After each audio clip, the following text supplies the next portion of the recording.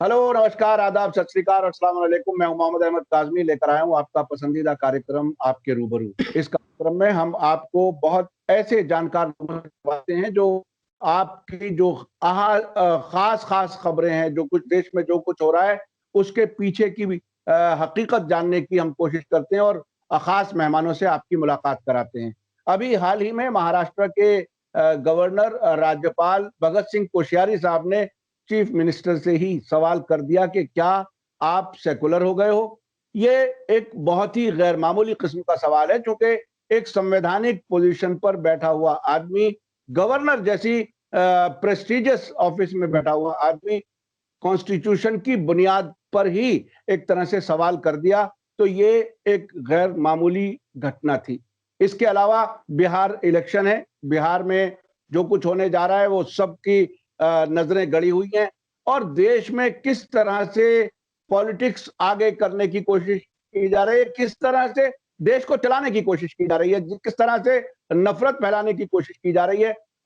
इस सब को समझने के लिए मैं आगे बढ़ने से पहले मैं बताऊं कि आज जो हमारे मेहमान हैं, अविनाश काकड़े जी हैं, प्रेसिडेंट किसान सेवा संघ, जिन्होंने मीडिया स्टार वर्ल्ड से पहले ही ये कहा था कि उनकी मुलाकात जब गवर्नर से हुई किसानों के नेताओं के डेलीगेशन में, तो उन्होंने बाकायदा ये महसूस किया कि वो एक आरएसएस के आदमी है और उन्होंने इस हद तक कह दिया कि किसान यानी अनाज पैदा करने वाले लोग कम हैं और खाने वाले लोग ज्यादा हैं। यानी वो बीजेपी को वोट कितने ज्यादा अहम हैं वो गवर्नर साहब इंडिकेट कर रहे हैं। तो इस किस्म की मुलाकात पहले हो चुकी है और मीडिया स्टार वर्ल्ड ने अविनाश काकड़े जी से बात की थी, उन्होंने बहुत खुल के उस मुलाकात के बारे में बताया था। अविनाश काकड़े जी, वेलकम है आपका मीडिया स्टार वर्ल्ड में। आप ये बताइए कि ये जो अब गवर्नर साहब ने खुल करके इस तरह का बयान दे दिया, लिख करके भेज दिया कागज पर, ऐसा भी नहीं है कि कहीं आई गई हो जाए बात और कोई बाद में कहा जाए कि ये तोड़ मरोड़ करके पेश किया गया है। आपकी क्या राय है इसमें? सबसे पहले तो आपको बधाई कि आपने मीडिया स्टार्ट वर्ल्ड ने, मैंने जब पहले दिया था, जो वक्तव्य दिया था, वो वक्तव्य बहुत खुलेपन से दिखाया, हिम्मत दिखाई। क्योंकि भगत सिंह कोश्यारी से पिछले वक्त जब मिले थे तो मैंने बोला था कि राज्यपाल की कुर्सी पर एक काली टोपी धारी ऐसा व्यक्ति बैठा है जो आरएसएस का स्वयंसेवक है। तो उसी तरीके से वो काम कर रहे थे, वो दूसरों को प्रमाण पत्र बांटते हैं और ये धंधा है, बोगस यूनिवर्सिटी का ये धंधा है। आरएसएस नाम की एक बोगस यूनिवर्सिटी, बोगस हम किसको बोलते हैं? जिसको वैधानिक मान्यता न होगी। आरएसएस वैधानिक संस्था नहीं है। आरएसएस ने कोई रजिस्ट्रेशन भारत के संविधान के तहत किया नहीं है।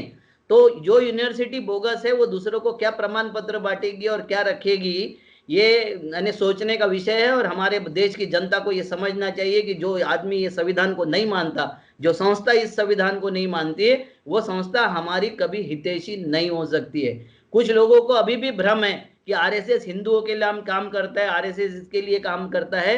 बिल्कुल नहीं करता। आरएसएस एक व्यक्ति विशेष, जाति विशेष के लोगों के लिए काम करता है। इसमें समग्र भारत की समग्र जनता शामिल नहीं है। ये आज मुसलमानों के बारे में बोल रहे, कल दलितों के बारे में बोल रहे, कल परसों किसानों के बारे में बोलेंगे।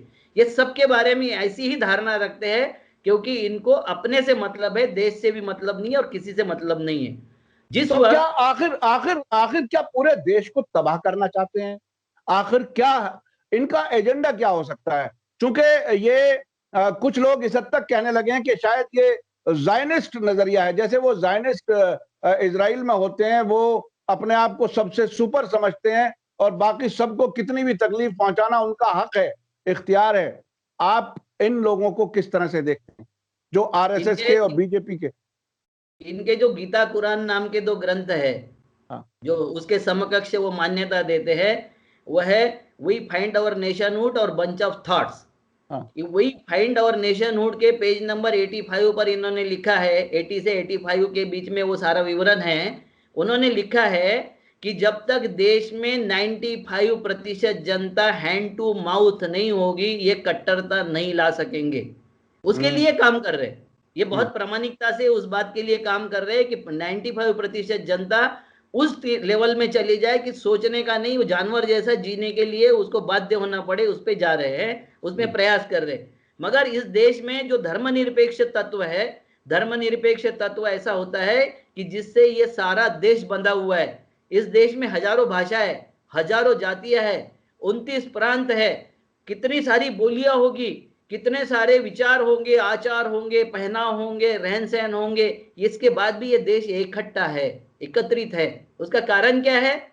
तो इसका कारण इनके कोई राष्ट्रवाद नहीं है। इनका कारण ये जो राष्ट्र समझाते वो नहीं है। इनको तो राष्ट्र की व्याख्या भी नहीं पता कि किसको राष्ट्र कहते और किसको राष्ट्र करना चाहिए। ये राष्ट्रभक्ति सिखाते हर वक्त, और ये खुद राष्ट्रभक्त नहीं है, गद्दार है। जब भी मिलिट्री के सिगरेट बेचते हुए कोई मिलते हैं तो ये इन्हीं के क्लास के लोग होते हैं। आपको पता होगा विवेकानंद मिशन का आदमी अभी भी सिगरेट चाइना को बेचते हुए मिला था, वो इन्हीं के मिशन का आदमी है। तो ये समझने की जरूरत है कि ये कोई ना देशभक्ति सिखाए और ना कुछ सिखाए। सवाल ये है कि धर्मनिरपेक्षता पर अटैक क्यों कर रहे हैं?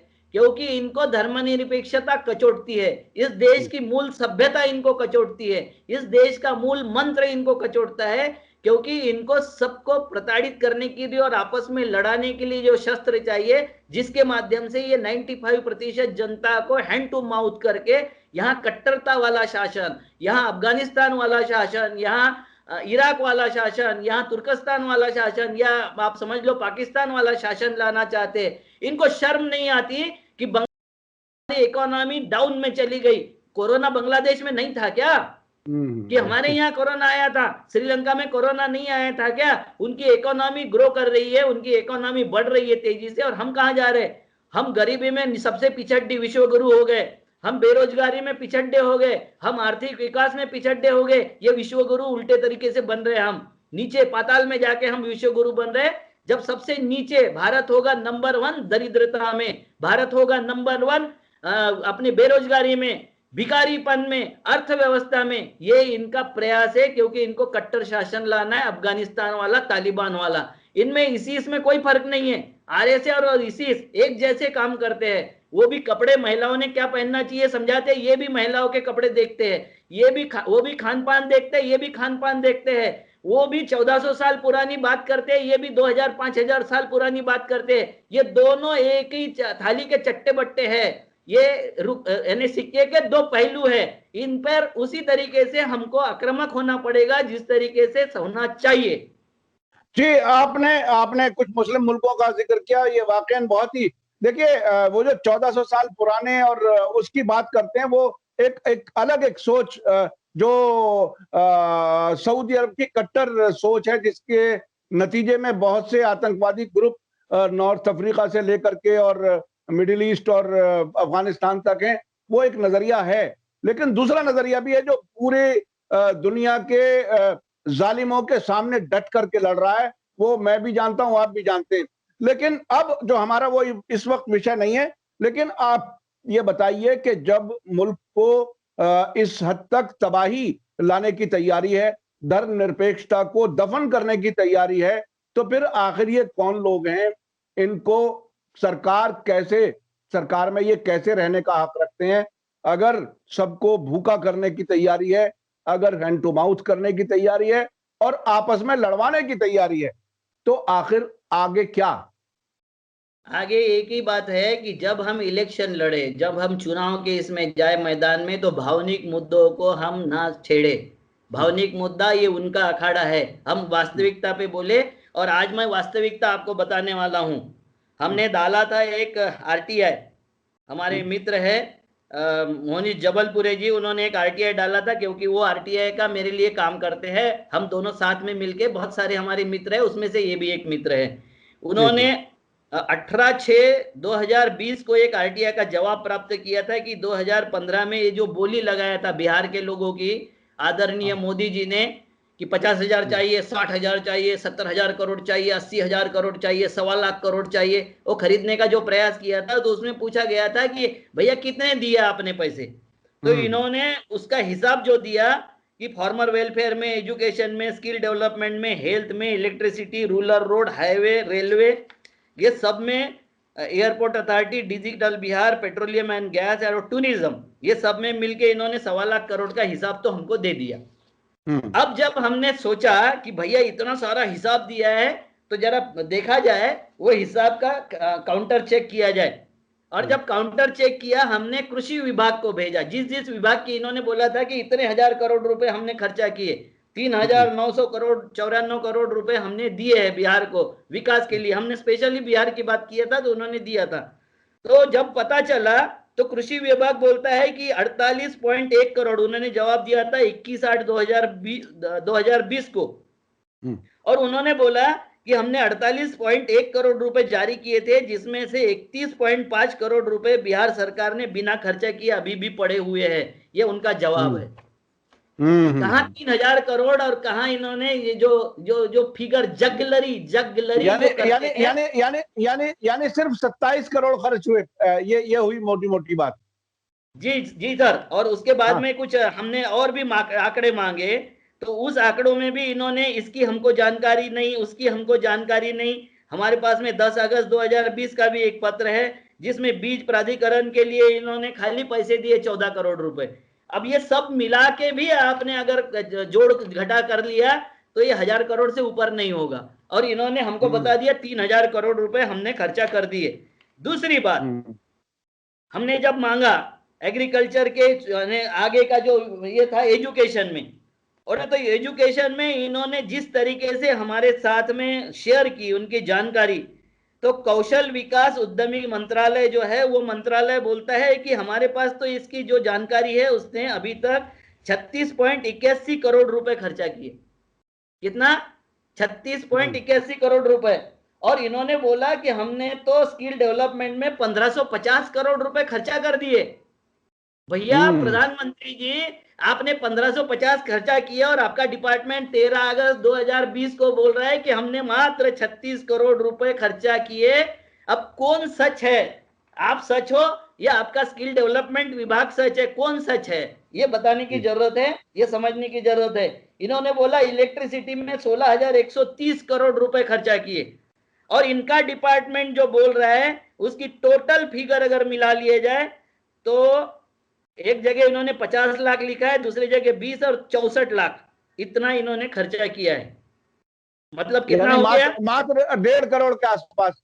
1.5 करोड़ के आसपास। और ये उनका विभाग कहता है, मैं कोई इधर उधर की बात नहीं कर रहा हूं, ये सब उनका विभाग का आरटीआई का ये जवाब है। अब दूसरा आपको जब उन्होंने दूसरे इसमें भेजा है विद्युत वाले इसमें, तो वो बोले कि हमारे पास जानकारी नहीं है। ये दूसरा आरटीआई है, ये बोलते हैं हमारे पास में उनका ये जो सब सेक्शन होता है ग्रामीण विद्युतीकरण का, ये बोलते हैं हमारे पास जानकारी नहीं है। तो अगर तुम्हारे विभाग के पास जानकारी नहीं है, केंद्रीय बिजली विभाग के पास में, तो भैया आपको प्रधानमंत्री को जानकारी कहां से हो गई? मेरा सवाल ये है कि आपने जो हमको झूठी जानकारी दी, झूठ के ऊपर झूठ जानकारी दी, वो आपके पास में कहां से आ गई? अब इन्होंने तो बोला क्या आपको लगता है कि बीजेपी के कुछ आइडियोलॉग किस्म के लोग फिगर से खेल रहे हैं, प्रधानमंत्री से बुलवा देते हैं चाहे सरकार के आंकड़े हों या ना हो? ये उनका धंधा है, परंपरागत धंधा है, इनका परंपरागत धंधा है, हजारों सालों से चलता हुआ आ रहा। ठगना और जगलरी करना, फ्रॉड करना, पाखंड करना, धोखा देना, ये इनका धंधा है, इसमें शंका मत रखिए काजमी साहब। अच्छा,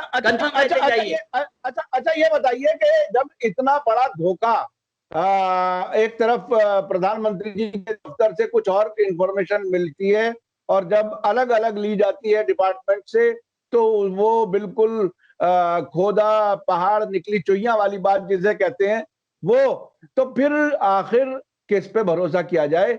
प्रधानमंत्री का बहुत बड़ा पद होता है। और 2-4 विभाग को आप देख लीजिए, बाद में भरोसा करना।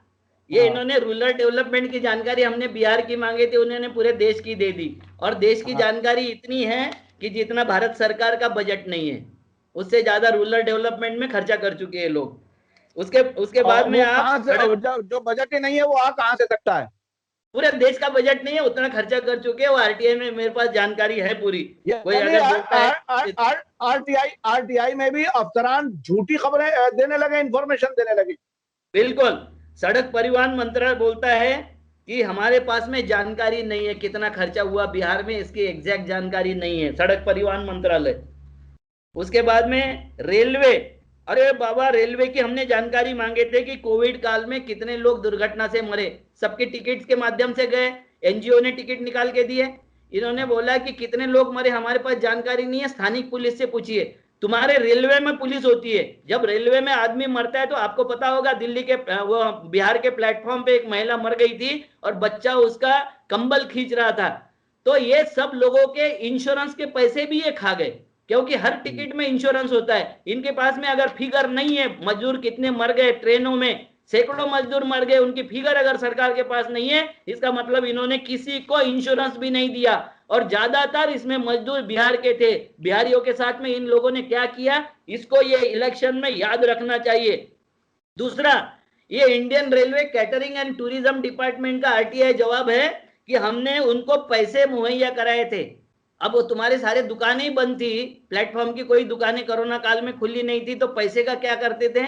और खाने की हमने मेनू पूछा था, मेनू देने को तैयार नहीं है। और जो खाना अवेलेबल करवाया था सारा एनजीओ ने करवाया था, इन्होंने कुछ नहीं करवाया। और ये झूठी जानकारी पूरी की पूरी कैटरिंग एजेंसी इनके देती है। एक विभाग ने बहुत अच्छा काम किया, क्योंकि विमान जो हमारे एयरपोर्ट अथॉरिटी होती है, वो एयरपोर्ट अथॉरिटी हमको तो डीएम वो जीएमसी और जीवी के इनको देना है ना, तो इसलिए एयरपोर्ट विभाग ने बहुत अच्छा डेवलपमेंट किया। जो सामान्य लोगों के कितने काम का है वो आपको पता है। दूसरा देखिए कि इन्होंने होम अफेयर मिनिस्ट्री में जब जानकारी पूछी जाती है आदरणीय शाह जी के इसमें, तो इनको तो पूरे हिंदुस्तान की कोई जानकारी नहीं है। ये बोलते नहीं हमारे पास ये जानकारी नहीं है, आप लोग यहाँ से पूछिए वहां से पूछिए। कितने लोग रास्ते पर मर गए, इनके पास जानकारी नहीं है। कितने ट्रेन में मर गए, इनके पास जानकारी नहीं है। कितने लोगों के साथ में दुर्घटना हुई, इनके पास में जानकारी नहीं है। और टूरिज्म के बारे में इन्होंने बोला 600 करोड़ रुपए खर्चा किए, मोदी साहब ने बोला कि 600 करोड़ रुपए हमने खर्चा किए। और मेरे पास में जो इंफॉर्मेशन आई है टूरिज्म की, तो वो बोल रहे हैं कि 2.91 और 33 करोड़ रुपए खर्चा हुए, मतलब 33 और 2 35 करोड़ रुपए खर्चा हुए ये सालों में। अब मुझे बताइए 600 करोड़ कहाँ खर्चा कर दिए इन महाशयों ने, इन महाराजाओं ने कहाँ खर्चा कर दिए इतने पैसे। ये सब पूछना चाहिए, और ये सब पूछने के लिए हम हर जगह जाएंगे, हर जगह इसकी बात करेंगे। तो ये बात इलेक्शन में आनी चाहिए, इशू बेस्ड इलेक्शन होने चाहिए। इन्होंने हेल्थ डिपार्टमेंट में जितना खर्चा किया, कौन से एम्स में कितना पैसा दिया, महाराजगंज के एम्स में इन्होंने बोला कि हमने 1000 करोड़ रुपए वहां खर्चा कर दिए, तो इन्होंने कितना पैसा वहां अप्रूव किया था और कितना दिया, और कितना पैसा अभी तक नहीं दिया। तो यहाँ तो जो फिगर दिखाई दे रहे हैं आपको, कहीं पर भी इन्होंने 50% से ज्यादा पैसा नहीं दिया। मतलब बिल्डिंगें खड़ी हो गई और हॉस्पिटल में इक्विपमेंट नहीं है, डॉक्टरों के लिए पूरा एनरोलमेंट हुआ नहीं है। तो ये सब फ्रॉड सरकार, ये सब फ्रॉड गवर्नमेंट, और ये फ्रॉडिया सारे पदाधिकारियों और उनके मुख्यमंत्री और प्रधानमंत्री ये जो धंधा कर रहे हैं वो बरगलाने का और मूर्ख बनाने का धंधा कर रहे हैं। इस धंधे से हमको निजात अगर दिलानी होगी तो आप जैसे हम लोगों को, जैसे लोगों को प्रचार में तीव्रता लानी पड़ेगी। हमको कई जगह के वीडियो देना पड़ेगा। इन्होंने बताया कि हजारों लाखों घर पैदा कर दिए, वहां इतना बड़ा बजट बताया घर पैदा करने का रूरल डेवलपमेंट को। तो बिहार में ये सारी इंक्वायरी हम लोगों को करनी पड़ेगी, क्योंकि ये गोदी मीडिया नहीं दिखाएगा। बिल्कुल। अच्छा, जब मुझे याद आ रहा है हमारी बात हुई थी आरटीआई एक्टिविस्ट संजय शिरोडकर साहब से, 12 अक्टूबर को 15 साल पूरे हुए हैं अभी आरटीआई एक्ट को लागू हुए। अगर इस 15 साल में यहां तक बात पहुंच गई कि या तो जवाब नहीं दिया जाता है, या कोई अधिकारी होता है जो सच बोल जाता है बेचारा गलती से, लेकिन एक बड़ी तादाद जो आपने दिखाई है वो तो बिल्कुल ऐसा लग रहा है कि वो एक पार्टी के लिए, पार्टी को बचाने के लिए जवाब दे रहे हैं। लेकिन इससे भी ज्यादा खतरनाक बात यह है कि अगर सरकार किसी जगह भी या दावा करती है या कागजों में दिखाती है हजारों करोड़ की बात, तो और ग्राउंड पे खर्च नहीं हो रहे, तो ये बीच में इतना पैसा जा कहां रहा है, किसके पास जा रहा है, ये कहीं ना कहीं किसी किताब में तो चढ़ा के दिखाएंगे साहब इतने खर्च हो गए। देखो आपको एक बात बता देता हूं, आदरणीय अटल बिहारी वाजपेयी ने पार्लियामेंट के भाषण में बोला था, वक्तृत्व यही नेतृत्व और यही हमारा कर्तृत्व, मतलब बकलोली के सिवाय हम और कुछ कर नहीं सकते। वो बता दिया था, हमको समझने में गलती हो गई, हम लोगों ने नहीं समझा ना। उन्होंने बता दिया था कि हम बकलोली के सिवा और कुछ नहीं करेंगे, काम करना हमारा पेशा नहीं है, किसी का भला करना हमारा पेशा नहीं है। हम खाली बकलोली करेंगे और बकलोली वाली गैंग पैदा करेंगे, लोगों को कंफ्यूज करने का काम करेंगे। किसानों को कुछ नहीं दिया, मजदूरों को कुछ नहीं दिया, शिक्षा स्वास्थ्य और किसी बात में इन्होंने कोई इजाफा नहीं किया। जहां महाराष्ट्र में हजारों नौकरियां निकालने की बात कर रहे हैं, वहां केंद्र सरकार नौकरियों पे बैन लगा रही है। यूपीएससी में अगले साल जगह नहीं निकलेगी, जितनी निकलती है हर साल आईएएस और आईपीएस की, उससे आधे भी रिक्रूटमेंट अगले साल और आने वाले 2-4 सालों में नहीं होंगे, क्योंकि हमको डायरेक्ट जो अपॉइंट करना है, बिना आईएएस परीक्षा किए जो अपॉइंट करना है, आरएसएस के जो घोड़ा छाप लोग हैं, बारात के घोड़े जो अपॉइंट करना है, जिसके बारात के घोड़ों ने हमारी इकोनॉमी पूरे गर्त में डाल दिए, जिन बारात के घोड़े ने हमारा समाजशास्त्र गर्त में डाल दिया, अर्थशास्त्र गर्त में डाल दिया, उन्होंने अपना देश का जितना सारा महकमा एजुकेशन से लेके तो शिक्षा और स्वास्थ्य तक सब गर्त में डाल दिया। वो बारात के घोड़े इनको अब आईएएस और आईपीएस की जगह डायरेक्ट प्रमोशन देके बैठानी है, और ये प्रयास करना है। ये लोगों में जागृति अगर आ जाए तो ये बहुत ज्यादा लोग नहीं है, बहुत कम संख्या है इनकी। जागृति नहीं आती क्योंकि हमारे लोग बोलते नहीं, और बोलते हैं तो फिर मारपीट पर उतर आते हैं या और कोई ऐसी बात विध्वंसक बातें करते हैं। गांधी के देश में विध्वंसक बातों से प्रहार नहीं करना चाहिए। यहाँ वो जो हमको अधिकार दिया है संविधान ने, बोलने का अधिकार, जागरूक करने का अधिकार, आरटीआई में इंफॉर्मेशन पूछने का अधिकार, वो अधिकार हमको अपना पूरा उस पर कायम रहना चाहिए। और एक आदमी अगर, हमारा एक ग्रुप अगर इतनी आरटीआई निकाल के उनकी पोल खोल सकता है, तो सारे देश के अगर 10 करोड़ लोग उसमें लग जाए तो क्या ये शासन कर सकेंगे? क्या ये झूठ बोल सकेंगे? क्या ये फ्रॉड कर सकेंगे? क्या ये पाखंड कर सकेंगे? हम जागरूक नहीं है, इसलिए वो हमको लूटे जा रहे हैं, ये समझने की जरूरत है। आपने बहुत ही अहम बात बताई। मैं दर्शकों से कहूंगा कि आरटीआई डालना आप, और आप अपने गांव मोहल्ले से लेकर के बड़े शहरों तक भी, जहां भी जो समस्याएं आपकी, उनके बारे में भी आरटीआई डाल सकते हैं। और सरकार में, और आप मैं एक छोटी सी बात जोड़ना चाहता हूं। हमारे बस्ती में फुटपाथ बन गई बहुत बढ़िया, रास्ता बन गया बहुत बढ़िया, उसके बाद में बिजली विभाग आया और उसने वो रास्ते बने हुए खोद दिए। 15 दिन पहले रास्ता बना था, उसके बाद में खोदना शुरू कर दिए। हमने, हमारे एक मित्र है प्रोफेसर, उनको बोला कि इसके बारे में मुख्यमंत्री तक सबको लिखिए, कारपोरेशन कमिश्नर से मुख्यमंत्री तक। और जब लिखा कि ये कैसे खोद रहे तुम, 15 दिन के बाद ही कैसे खोद रहे, हर जगह ऐसा ही क्यों हो रहा है, तो तुरंत काम शुरू हो गया। हम अगर प्रयास करें, हम अगर जागरूक रहे, तो ये छुपा भी नहीं सकेंगे और ना हमारे साथ में गलत व्यवहार कर सकेंगे। ये अपने को अपने खुद में जागरूक होने की जरूरत है। और एक कानून के जानकार हैं, मैं आपको बीच में बताऊं और अपने दर्शकों की जानकारी के लिए, कि जनता के और सरकार के बीच में संविधान है जो एक तरह का समझौता है। दोनों को कानून पर चलने की जरूरत है। एक तरफा नहीं हो सकता कि सरकार के लोग कानून पर ना चलें और जनता पर दबाव डालें, और वो अगर अपना हक भी मांगे, इंसाफ भी मांगे, सेकुलरिज्म के लिए लड़ें, तो उनको देशद्रोही कह दिया जाए। अब जो मैं आपसे सवाल करना चाहता हूं, इस सारी सिचुएशन में बिहार इलेक्शन में क्या होने जा रहा है? आप बिहार जाने वाले भी हैं, मुझे ऐसी इंफॉर्मेशन मिली है। और क्या कुछ होगा बिहार में? क्या कुछ, जब आप वापस आएंगे इलेक्शन से, तो क्या खबर लेके आएंगे? 70 करोड़ लोग, यानी मेरे ख्याल से 7 करोड़ 70 लाख कुछ ऐसे फिगर है, एग्जैक्टली मुझे ये नहीं है। उतने लोग पैदल गए हैं बिहार में, रोजगार गवा गए अपना। उतने परिवार है, उतने परिवार मतलब परिवार के सदस्य है। एक्चुअल वो जो लोग है वो करीबन 1 करोड़ के आसपास लोग है। उसके ऊपर डिपेंडेंट अगर पकड़ा जाए तो वो फिगर बहुत बड़ा होता है। इतने लोग पूरे देश से पैदल गए बिहार में। बिहार के मुख्यमंत्री ने ये इनको बोल दिया कि ये अनिवासी भारतीय है, मतलब प्रवासी भारतीय है। ये भारत के मानने को तैयार नहीं, प्रवासी बिहारी। और वो प्रवासी बिहारियों को बाकी स्टेटों ने, जैसे सीएम ने अपने यहाँ गाड़ियां भेज के मंगा लिया था, बिहार के सीएम ने बोल दिया था कि इनको तो हम बिहार में एंट्री भी नहीं देंगे। ऐसे आदरणीय मुख्यमंत्री को दोबारा मुख्यमंत्री बनाना है कि नहीं बनाना है, ये जनता को सोचना पड़ेगा। वो जो लोग पैदल गए, अपनी हाल अपेष्टा करके गए, जिनको अप्रतिष्ठित किया गया अपने देश में, जिनको एनआरआई बना दिया गया, लोगों ने अगर जवाब दे दिया ना, तो ये कहीं नहीं दिखेंगे, तिनके के पत्ते की तरह भागते हुए दिखाई देंगे। मगर इसमें ये प्रयास करेंगे कश्मीर का मुद्दा लाने का। आपने देखा होगा फारूक अब्दुल्ला जी अब लेह लद्दाख और कश्मीर पे बोलने लग गए। यहाँ धर्मनिरपेक्षता पे बहस होने लग गई है। कहीं पर गाय पे, गोबर पे, धर्मनिरपेक्षता पे ये बनावटी बहसें बंद करके हमको ये पूछना पड़ेगा कि भैया लूटा तो कहाँ गया?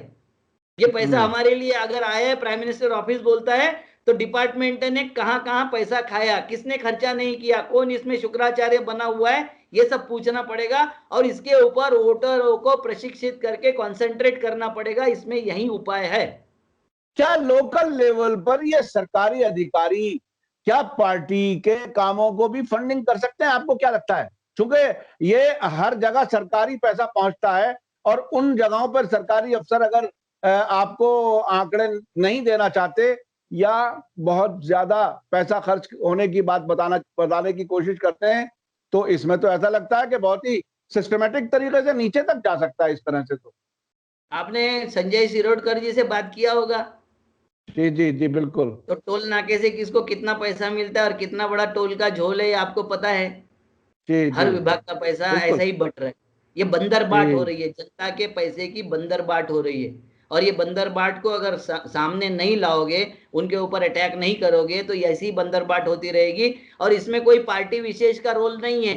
ये सारा पॉलिटिकल हाँ। महकमा जो है वो नहीं चाहता है, वो सोशल डिस्टेंसिंग ही चाहता है जिंदगी भर के लिए। ये कोरोना से सोशल डिस्टेंसिंग नहीं हुई, ये तो जिंदगी भर से हम बोलते थे ना, 5 साल में एक ही बार आते नेता लोग इलेक्शन के वक्त। तो क्या था, 4 साल सोशल डिस्टेंसिंग ही तो करते थे। अब ये सोशल डिस्टेंसिंग वालों को जवाब पूछने का वक्त आ गया कि आप बताइए, जब कोरोना के पेशेंट हमारे यहाँ नहीं थे तो लॉकडाउन हो गया। अब कोरोना के पेशेंट हजारों और लाखों में बढ़ रहे हैं, तो हमारे यहाँ लॉकडाउन खोल के और बाकी लोगों को कि हम मरने के लिए छोड़ने का काम किया। ये कैसा प्रबंधन है? कुप्रबंधन चल रहा है सारी चीजों का। कोरोना के नाम से जो कुछ किया, सोशल डिस्टेंसिंग किया, आपको पता होगा कि हमारे लोग आरोप लगाते थे कि नेता तो 5 साल में एक ही बार दिखते हैं, क्योंकि वो तो वैसे ही 4 साल सोशल डिस्टेंसिंग में रहते हैं। अब तो ऑफिशियली सोशल डिस्टेंसिंग हो गई है। तो ये सोशल डिस्टेंसिंग जो पॉलिटिकल लोग चाहते हैं, उनको परमानेंट डिस्टेंसिंग देना चाहिए और नए लोगों को राजनीति में आना चाहिए, नए तरीके से राजनीति करनी चाहिए और बोलनी चाहिए, समझनी चाहिए। इसकी जरूरत है। नमस्कार। बहुत बहुत शुक्रिया अविनाश काकड़े जी, आपने कई इश्यूज पर बहुत ही अहम इंफॉर्मेशन दी। खास तौर पर आरटीआई के जरिए बिहार में जो कुछ खर्च हुआ और नहीं हुआ, वो सब आपने बहुत हद तक बताया। और सरकार के दावे, प्रधानमंत्री जी के दावे, वो बोली लगाना और आखिर में लाखों करोड़ की बात कहते कहते और कुछ करोड़ों तक बात सिमट जाना, ये आपने बहुत अच्छी इंफॉर्मेशन दी है और लोगों को आंख खोलने वाली है। मुझे उम्मीद है कि सभी लोग अच्छे से सोच समझ करके देश की भलाई के लिए ही अपने हक का इस्तेमाल करेंगे। ये नफरत फैलाने वाले लोग जो हैं, वो किसी भी देश में, समाज में कोई अच्छा काम नहीं कर सकते। उससे बहरहाल बचने की जरूरत है अगर अपनी और अपने आने वाले नस्लों की तरक्की चाहते हैं और शांति के साथ जीना चाहते हैं। बहुत बहुत शुक्रिया जनाब अविनाश काकड़े जी, आपने हमें आपको समय एक बात दिया। और छोटी सी बता देना चाहता हूँ, छोटी सी जी बात जी जी जी कि बताइए। प्रधानमंत्री के फ्लाइट पर 8,000 करोड़ खर्चा हुए। जी प्रधानमंत्री के विदेश दौरों में उससे ज्यादा दुगना पैसा खर्चा हो गया। हम्म मगर जहां टूरिज्म का स्पॉट है बिहार का, जो जिसमें बौद्ध टूरिज्म होता है, जहां दुनिया का सबसे ज्यादा लोग टूरिज्म के लिए और वो रिलीजियस टूरिज्म के लिए आता है, जी उस जी बिहार में जितना ये बोल रहे हैं उसके 10% भी खर्चा नहीं हुआ। ये बहुत शानदार है और हाँ। ये उपलब्धि है हमारे सरकारों की और हमारे प्रधानमंत्री जी की। धन्य हो प्रधानमंत्री जी, आपका जैसा झुट्टा इसके पहले कभी ना आया ना कभी आएगा। इसकी हमें अभी पूरी की पूरी शाश्वती हो गई है। बहुत बहुत शुक्रिया अविनाश काकड़े जी, आपने अपनी बात बहुत अच्छे अंदाज में पूरी की। जो कुछ आपको कहना था, हम चूंकि पत्रकार हैं, हमारी कोशिश होती है कि जो लोग सोच रहे हैं, समझ रहे हैं, उसे सीधे सीधे जनता तक पहुंचा दें।